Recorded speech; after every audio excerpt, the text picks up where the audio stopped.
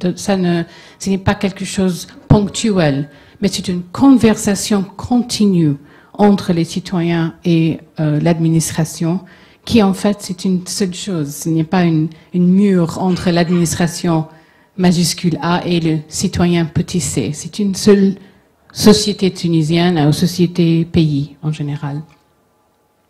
Enfin, je veux juste montrer quelques exemples et d'inviter quelques questions. La Banque mondiale a publié en 2004 un livre, un rapport sur la comptabilité et la gouvernance des services publics. Et il y a deux concepts simples.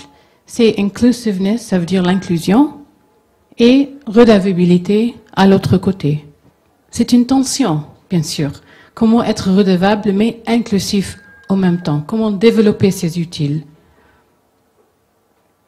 On a bien sûr les utiles classiques internes de redevabilité. On a le compte général, contrôle général des finances, on a le cours de compte, on a même l'instance du contrôle général des services publics à l'ancienne, qui est devenue maintenant la redevabilité externe. Ça veut dire la redevabilité sociale, la transparence et les mécanismes de la gouvernance participative et active. C'est un acte proactif, c'est pas passif, c'est pas d'attendre jusqu'il y a un besoin citoyen, mais d'aller vers le citoyen ou vers le businessman, le businesswoman, d'attendre et de dire comment est-ce que je veux vous servir mieux.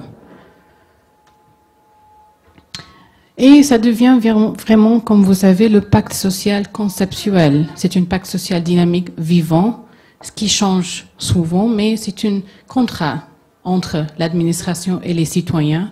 Je vous donne et je vous serve aussi. La Banque mondiale aussi, elle présente d'une manière très simple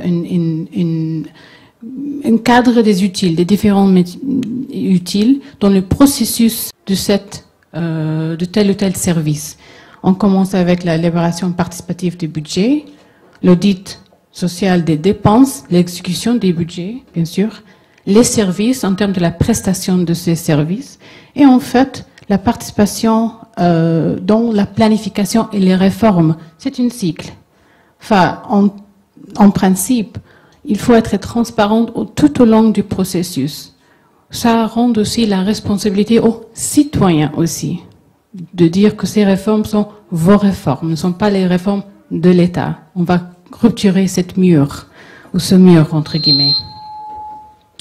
Enfin, ici, en Tunisie, on a commencé depuis 2011 d'appuyer cette vision de l'État tunisien et de la société civile tunisienne. Ce n'est pas les utiles de la Banque mondiale, ce sont vraiment des utiles proposés par la vision tunisienne. Et nous avons élaboré ensemble quelques utiles et quelques résultats aussi sur le terrain.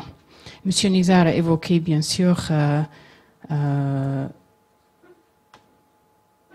Monsieur Nizar a évoqué, bien sûr, quelques exemples sur l'évaluation participative.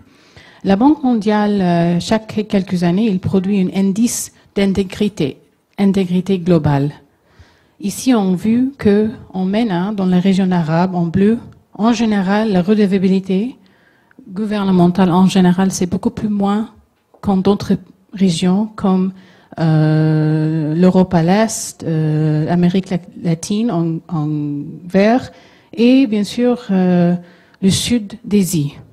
Enfin, on a beaucoup de travail ici dans cette région, la région arabe en général, à faire pour rendre vraiment transparent le gouvernement ou l'administration en général. C'est tout? 2 minutes, très bien. C'est un exemple de l'évaluation participative en Europe, où on compare les perspectives citoyennes dans tous les secteurs et on vu les différentes priorités par pays. Enfin, ça change aussi en Tunisie par région. On peut imaginer par secteur. Voilà, ça c'est juste un exemple dans la région arabe, dans la région MENA, qu'il n'y a pas beaucoup d'exemples de l'évaluation participative ou même des utiles de gouvernance participative. C'est vraiment un tableau vide. Mais on a commencé en Tunisie. On peut voir ici quelques résultats.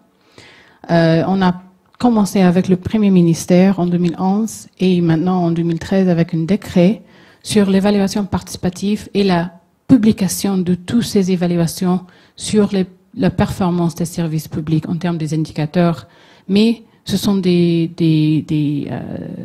enquêtes ou des évaluations complètement participatives avec des associations ou des acteurs non gouvernementaux pour être sûr que ces résultats sont crédibles. Là, c'est le site web de consultationpublique.tn où se trouvent les résultats que je vais vous montrer maintenant. C'est un exemple des résultats où le nombre de plaintes des citoyens, je pense que c'est 15 différents services publics, commençons avec les municipalités, la CNAM, les hôpitaux, on peut voir et on peut mesurer ça d'une manière même mensuelle. À San Francisco, où mon frère habite, à Napa Valley, à San Francisco, il le publie chaque mois. Combien de minutes est-ce que, par exemple, l'ambulance en français, je ne sais pas le mot, l'urgence arrive. Et on compare le nombre de minutes. Enfin, on suit ça d'une manière participative, mensuellement. Vous pouvez même visiter le contrôleur général de la ville de San Francisco sur le site web mensuellement. Et vous, comme des responsables tunisiens, vous pouvez suivre aussi la mairie de San Francisco.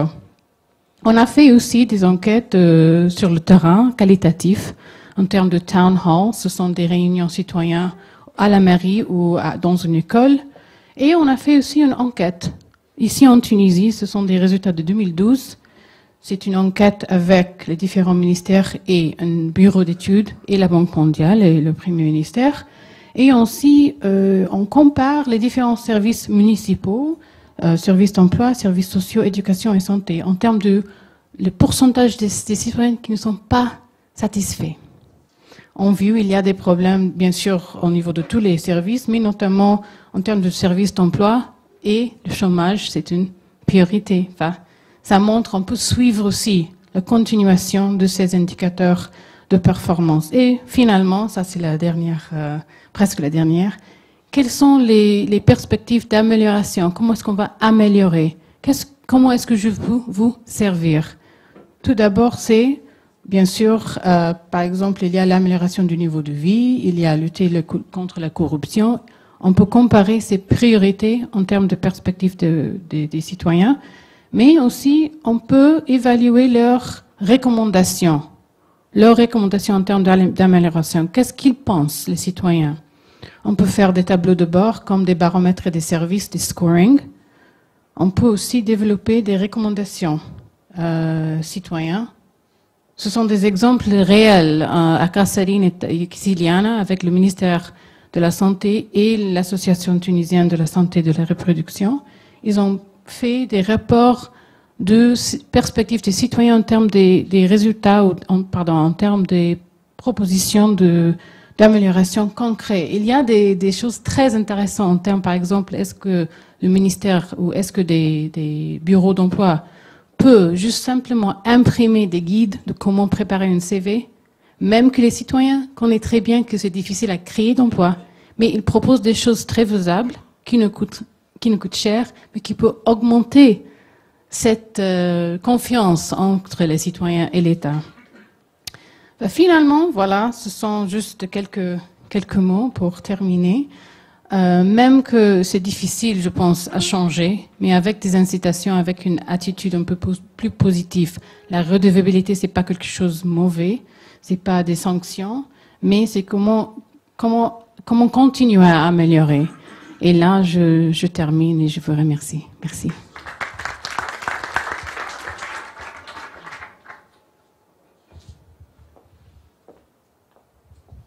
Merci Madame Hiba pour votre intervention. Donc je passe la parole à Tarek Akrout qui va nous présenter le projet eGov. Merci beaucoup. Normalement, il me reste moins de 20 minutes pour vous faire la présentation très très rapide du projet eGov. Peut-être pour commencer, deux postulats. Le eGov, ce n'est pas des services en ligne, donc ce n'est pas ce qu'on voit sur le web. Il faut qu'on soit d'accord sur ce postulat-là. Deuxièmement, je ne connais pas d'entreprise publique ou privée qui a réussi sa transformation sans se baser sur un système d'information digne de ce nom. Donc en fait, ce que je vais vous présenter va aller en fait dans ce sens. Très très rapidement,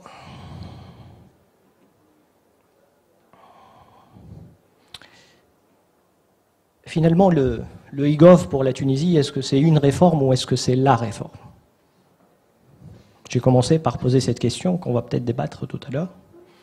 Personnellement, j'ai la conviction que c'est la réforme, parce que quand on voit les apports de ces programmes e-gov, en se basant sur des expériences du Danemark, de la Corée du Sud, du Sud, etc., on voit que finalement, c'est une approche orientée client, orientée usager. C'est moderne dans le management, dans la gouvernance. On standardise nos services, on sait ce qu'on délivre en tant qu'administration, en tant que ministère, en tant que service public. On travaille dans la transparence. Tout est normalement extrait de façon très simple. C'est des programmes finalement qui nous aident à instaurer une équité dans le traitement de cet usager. C'est important. Rapidité de traitement, maîtrise des coûts, ou en tout cas la bonne dépense au bon endroit. Des systèmes de pilotage de l'administration, de la simplification administrative, de la démocratisation de l'accès, donc accès 24/24, accès de n'importe quel endroit de la Tunisie. On n'est pas obligé de venir en centrale ou de se déplacer au gouvernorat, etc., pour finalement avoir le service. Et finalement, c'est à l'ère du temps, c'est la modernisation, en fait, quand on regarde ce qui se fait à travers le monde. Finalement, quand je vois autant d'apports concentrés sur une action, je me dis que c'est peut-être l'action que devra aujourd'hui pousser le gouvernement. Alors, ça ne veut pas dire que c'est simple. C'est une pyramide déjà. Vous savez que jusqu'à maintenant, on ne sait pas forcément construire des pyramides. C'est une pyramide qui couvre beaucoup de choses. Tout d'abord, il faut une vision. Des visions, des objectifs clairs, du plus haut de la pyramide, donc du gouvernement, pour dire qu'est-ce qu'on souhaite finalement faire en matière de e-gouvernement. Deuxièmement, c'est un socle technique, informatique, système d'information, classique, des infrastructures, de l'accès de n'importe où, des terminaux, des connexions, des infrastructures réseau, des bornes interactives dans les supermarchés, partout dans la rue, des applications nationales ou plutôt des référentiels uniques. Et ça, c'est important parce qu'en Tunisie, on n'a pas forcément beaucoup de choses en matière de référentiel unique de données pour l'administration. Et puis, bien sûr, ce que les e-services, c'est la partie visible de l'iceberg, c'est ce qu'on voit. Quand on dit e-gov, on pense toujours service en ligne, mais c'est pas que ça. Mais en plus du volet technique, toutes les entreprises qui ont subi une transformation autour de leur système d'information ont compris que le sujet, il n'est pas que technique. C'est un sujet d'organisation, de gouvernance, de ressources humaines, de mise à niveau, de financement, de conduite du changement, et puis surtout pour l'administration, un cadre juridique et réglementaire à lire avec beaucoup de critiques et à revoir éventuellement avec la guillotine administrative, etc. Mais voilà. Donc ce sont plusieurs chantiers, plusieurs peut-être projets. On peut parler d'un programme, c'est complexe, mais n'empêche qu'il faudra y aller. Alors, troisième question, la Tunisie, où en sommes-nous? Je me suis basé, j'ai été très objectif, je me suis basé sur le classement des Nations Unies. Donc, ce n'est pas mes chiffres. Les Nations Unies parlent aujourd'hui d'un indice finalement qui classe tous les pays. On peut dire que c'est un indice de compétitivité par rapport à l'e-gov. En 2012, nous avons 0,4833. Les premiers, c'est les Coréens du Sud, avec 0,92. Le premier pays arabe, c'est les Émirats arabes unis. Ils ont la 28e place. Le premier pays africain, c'est les Seychelles, 84e place. Nous, la Tunisie, avec ce score-là, on est 103e dans le monde, 9e pays arabe. Bien sûr, les pays du Golfe, ils ont beaucoup d'argent, ils ont pu investir, tous les pays du Golfe sont devant nous, mais il y a aussi le Liban et la Jordanie. Et nous sommes 4e pays africain. Ça, c'est la bonne nouvelle. La mauvaise nouvelle, c'est qu'en 2010, on était 66e. Donc finalement, en 2 ans, on a perdu 37 places. Là où notre voisin, le Maroc, parce qu'on aime bien se comparer au Maroc, il était 26e, certes, en 2010, il est passé à la 120e place. Donc ils sont plutôt sur une courbe ascendante, là où on est nous, on est en train de perdre du terrain sur des réalisations sur lesquelles on n'a pas pu forcément capitaliser. Le deuxième constat négatif, c'est que finalement, le e-gov en Tunisie, on l'a pris comme service en ligne. D'ailleurs, c'était les objectifs d'un certain programme présidentiel qui disait tous les ans, il fallait mettre en ligne des services pour télécharger des procédures, encore des procédures et des procédures et des procédures. Non, l'e-gov, c'est pas ça. Et aujourd'hui, je pense que toutes nos procédures sont sur le net. Maintenant, qu'est-ce qu'on va faire?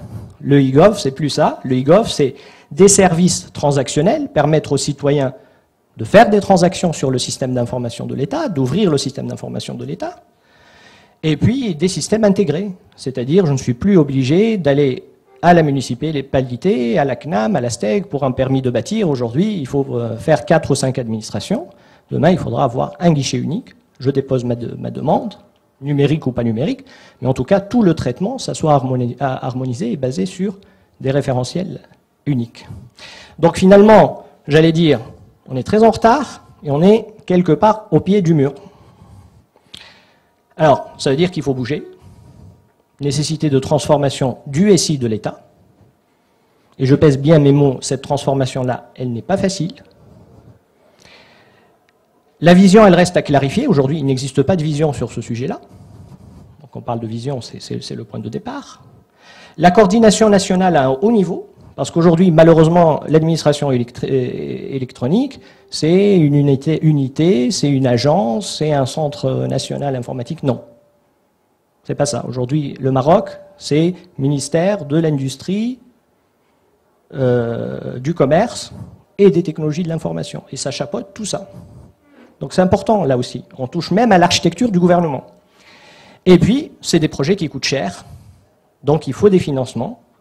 Et malheureusement, ces classements-là, souvent, ils donnent accès à des dons, à des prêts, à des partenariats publics-privés avec des multinationales. Donc voilà, on a la recette, on a le constat. Ce qu'il faudra aujourd'hui, c'est peut-être commencer à réfléchir à y aller de façon un peu plus sérieuse que ce qu'on a fait jusqu'à maintenant. Merci.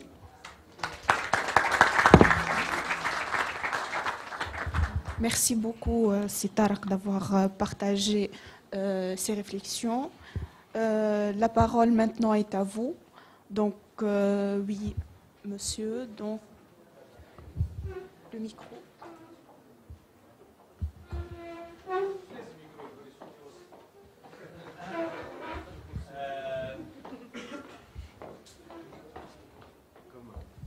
Khaled Abjawed. D'abord, je tiens à vous féliciter parce que ce panel-là nous a sorti avec beaucoup de franchise, beaucoup de choses dites clairement.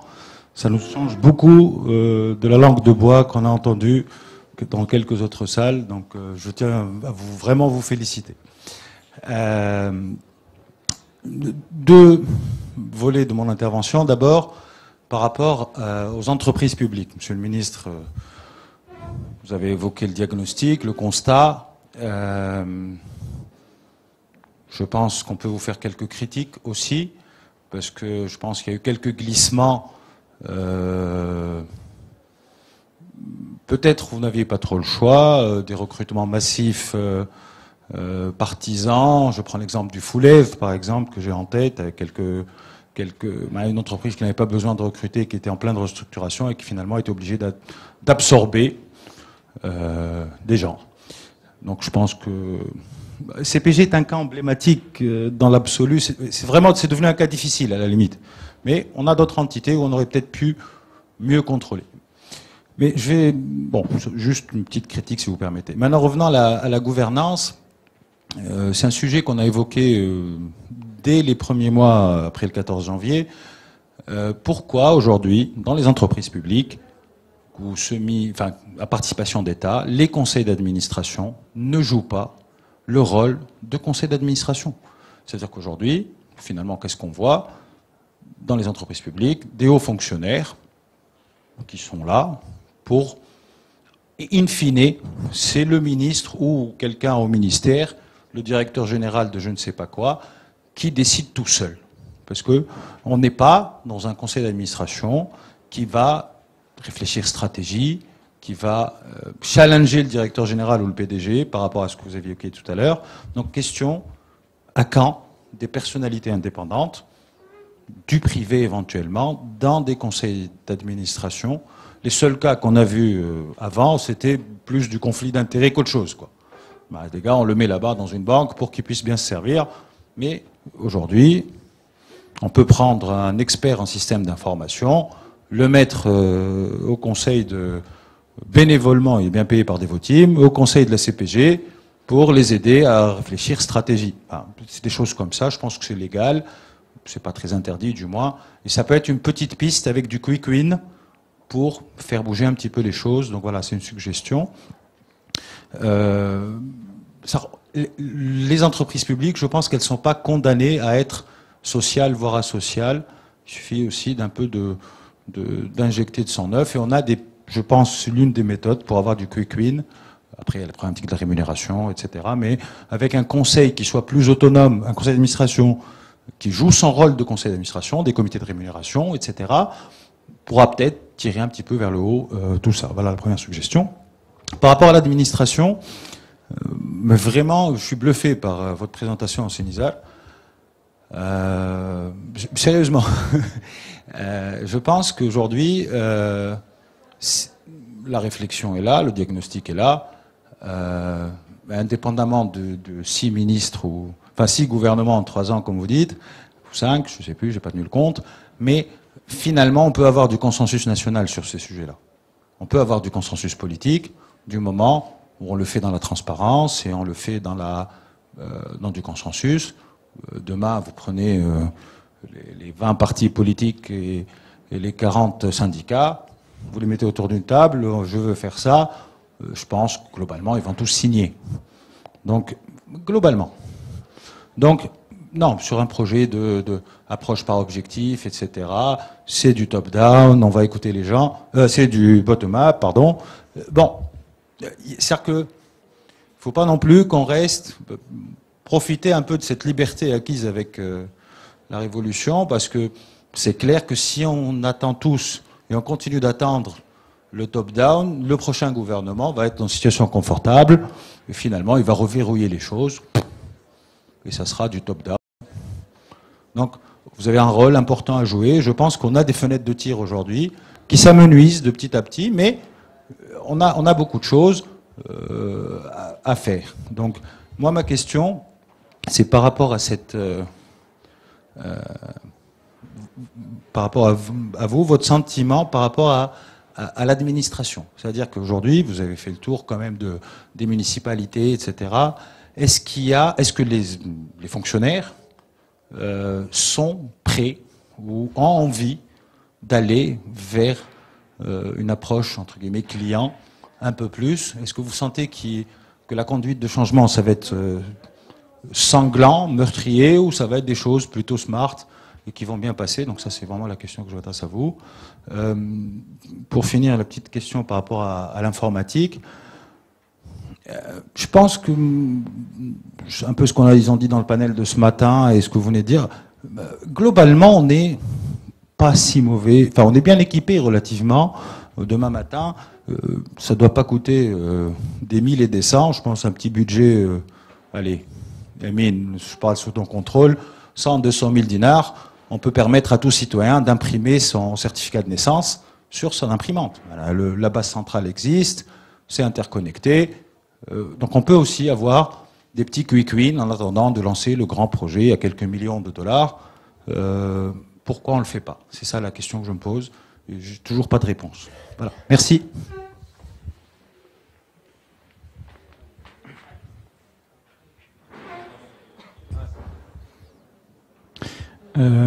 Alors je joins mes remerciements en effet à M. le ministre pour sa franchise, son absence de langue de bois, c'est une denrée rare, je crois, parmi les membres du gouvernement aujourd'hui.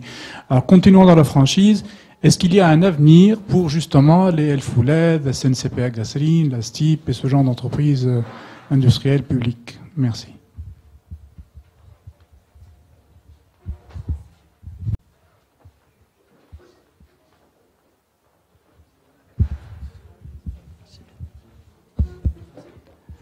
Oui. Bonsoir, je me présente. Je suis un ancien cadre du secteur minier, de la CPG.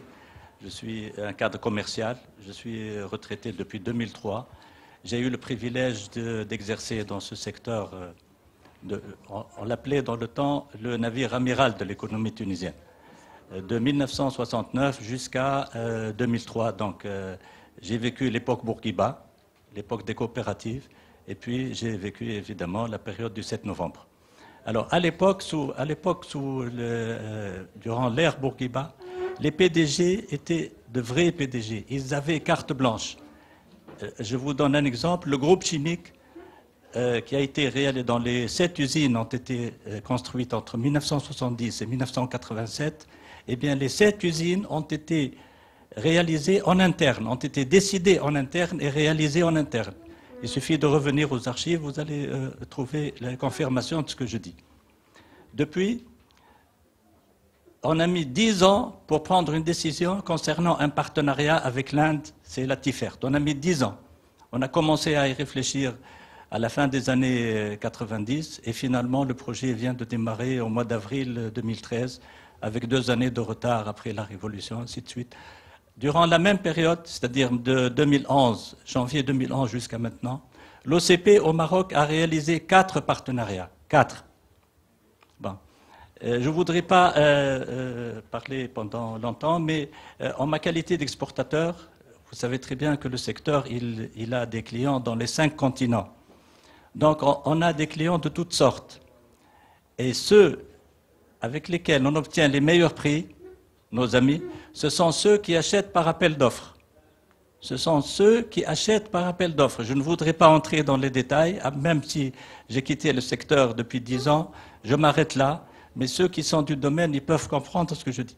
Des prix supérieurs entre 15 et 20% au prix qu'on obtient avec les clients privés. Parce que le client privé, lui, il ne s'embarrasse pas. Il signe avec vous un contrat annuel, mais si au bout d'un mois et demi, il a de meilleures offres, lui, il n'a aucun préjugé, aucun scrupule pour revenir vers vous et vous dire non, je ne suis plus d'accord.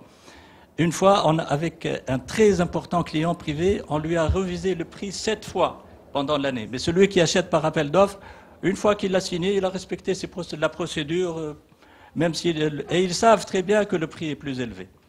Donc ce qui est vrai pour l'étranger est vrai aussi en Tunisie. Je ne sais pas jusqu'à quand on va continuer à acheter par appel d'offres. Alors il y a des commissions internes du marché, et puis par la suite, à l'époque de Ben Ali, il a inventé une commission supérieure des marchés pour les contrats dépassant 5 millions de dinars. On a pensé que la commission supérieure des marchés allait disparaître après la Révolution. Apparemment, il n'en est pas le cas. Alors, si on a nommé un PDG, si on a nommé un conseil d'administration, c'est qu'on a confiance en lui. Et en réalité, ce n'est pas le cas. On continue à exercer, comme a dit notre ami, une tutelle. Une tutelle, c'est quelque chose de... moi, j'ai suivi les pays de l'Est pendant une vingtaine d'années, et il n'y avait pas une telle emprise bureaucratique, même l'ex-URSS, tous les pays, la Chine, même en Chine, on se rendait compte que nos partenaires, c'est des gens qui décident, ce sont des décideurs. Ce sont des décideurs en dernier ressort. Il n'y a pas un contrôleur d'État qui est là pour les... Il n'y a pas une commission des ventes. Une commission des ventes pour une société totalement exportatrice, commission des ventes, commission interdépartementale des ventes. Ça n'existe qu'en Tunisie.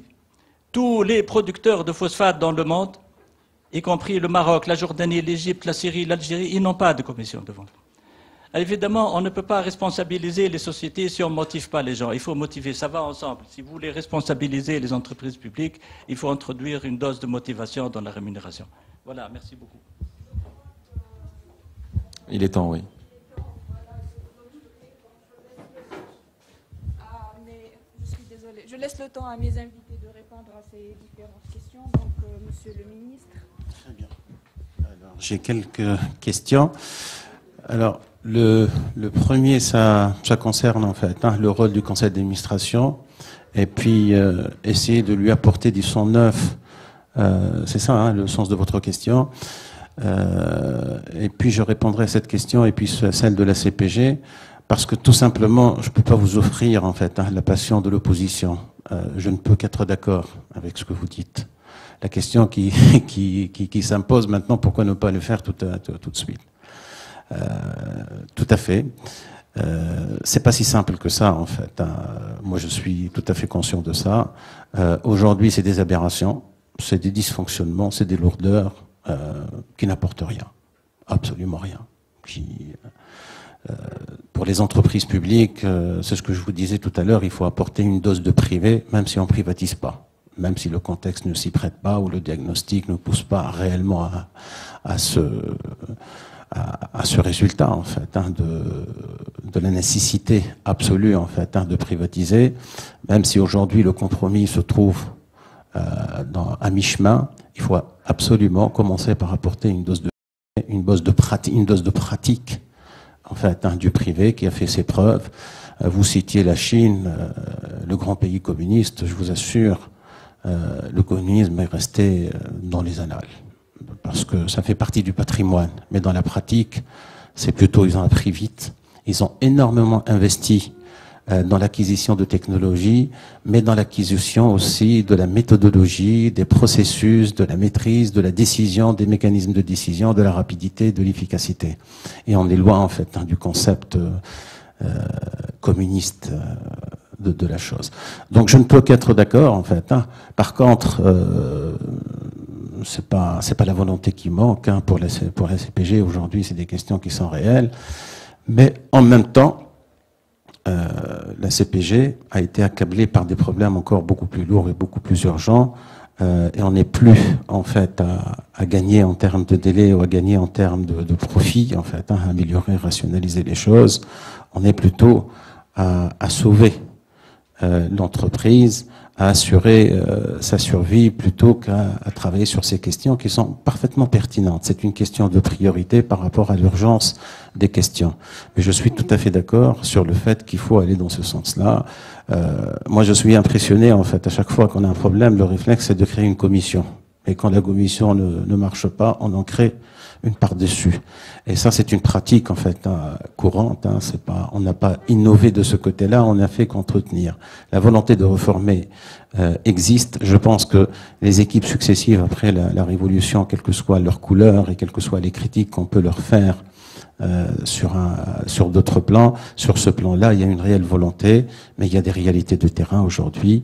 Les pressions qui sont nées de cet état de transition aussi, c'est des pressions qui n'ont pas aidé à aller dans la réforme, que ce soit les pressions sociales. Il y a eu pas mal de concessions de fait qui vont pas dans le bon sens. J'espère que maintenant la sagesse et le bon sens finissent par l'emporter et que, au minimum, qu'il y ait un consensus sur certaines causes d'ordre national et qui s'impose pour qu'on puisse réformer, en fait, l'entreprise et l'ensemble du système lié au public, et puis l'assainissement aussi de l'environnement pour que le privé aussi puisse agir dans un environnement propice à son développement et à l'aspiration qu'on a et les attentes qu'on a. Alors, on a parlé d'informatique. Bon, tout simplement, en fait, pareil, l'informatique, moi, j'irai plus loin. Je parle pas de dépenses ici ou de charges pour l'État pour dire que ça coûte pas cher. Pour moi, c'est un investissement.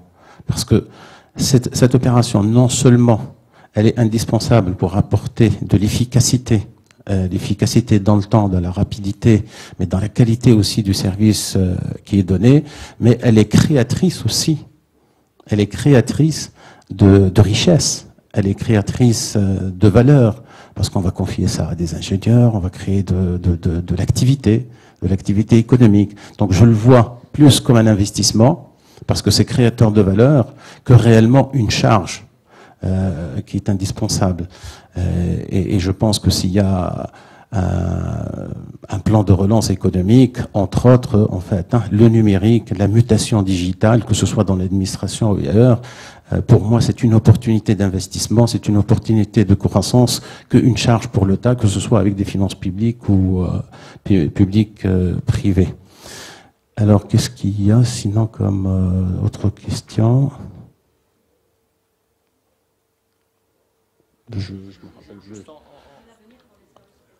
Quel avenir pour les entreprises publiques? Bon, là je vais donner une réponse nuancée.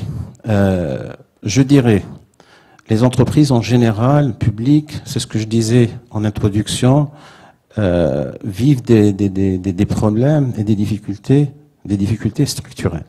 D'accord ? Mais il est tout à fait envisageable, en mettant un plan de redressement bien fait, et en mettant les moyens, et en choisissant, en faisant un bon casting en fait, pour mener ces opérations, il est envisageable, à mon sens, en fait, de les restructurer et de le sauver. Par contre, toutes celles qui sont dans ce que j'appelle le plantage stratégique, je pense que c'est difficile en fait d'aller nager à contre-courant. Vous avez des entreprises en fait qui sont nées pour faire un produit, ils font le même. Le marché a changé, le produit a disparu. Et on essaye, en fait, de me présenter de plans de redressement pour faire le même produit. Là, j'appelle ça du plantage stratégique. Non seulement on n'a pas eu la capacité d'anticiper sur l'évolution, en fait, du marché et la position de ce qu'on fabrique, de ce qu'on produit par rapport aux besoins du marché, mais on continue à insister à faire ce produit, bien qu'on a la certitude aujourd'hui que c'est une page qui est tournée, c'est une page du passé.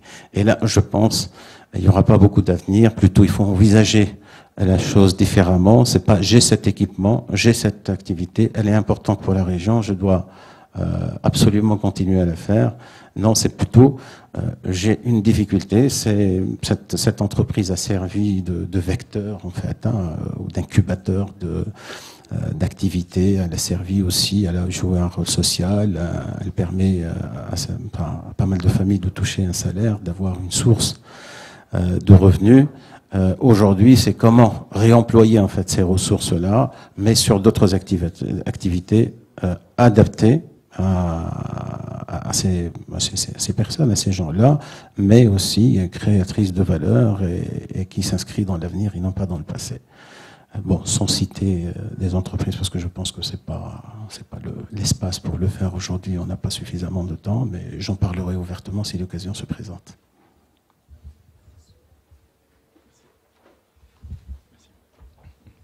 Je reviens à la question de Sir Abdelchawed concernant l'existence d'une réelle volonté de réformer l'administration tunisienne.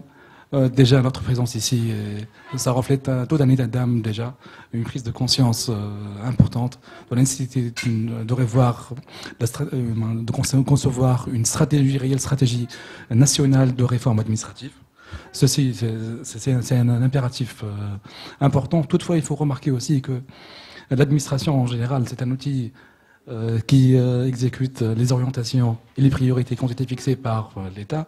Donc, au niveau de la fixation des priorités et des objectifs, il faut avoir une nouvelle démarche, une nouvelle orientation qui implique une approche participative des citoyens, aussi bien des PME, de la société civile et des médias.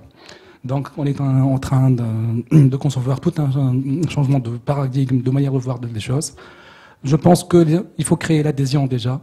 Il ne faut pas aussi oublier le rôle important de leadership politique en la matière. Et je pense que au niveau des ressources humaines, on a des ressources humaines tunisiennes qualifiées. Donc le temps est au travail. Merci.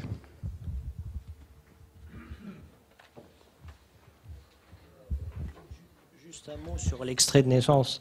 Je pense que ça coûtera plus que 100 000 dinars, pour la simple raison, c'est qu'un extrait de naissance, aujourd'hui, il coûte à l'État 1 dinar 500 pour produire un extrait de naissance. L'État est en train de le mettre à disposition du citoyen à 150 millim. D'autant plus que cette somme-là, elle incite le citoyen à en prendre 3, parce qu'il a 500 millim à chaque fois, c'est la facilité, on en prend 3. Donc à chaque fois qu'on a une action d'impression d'un extrait de naissance, ça coûte 5 dinars à l'État. Donc la réforme, elle est au-delà de permettre aux citoyens d'imprimer un extrait de naissance. La question, c'est pourquoi un extrait de naissance? Puisque finalement, on le prend de la mairie pour l'emmener dans une autre administration. Souvent, c'est le cas, en tout cas 90% des cas. Est-ce que c'est pas à l'autre administration de récupérer l'information directement dans son système d'information? Donc, je remercie tous les intervenants, Monsieur le Ministre, Tarak, Madame Hiba, Nizar, je vous remercie tous. Je m'excuse auprès de ceux qui n'ont pas eu l'occasion de parler. Il y aura d'autres occasions, je suppose. Et merci à tous.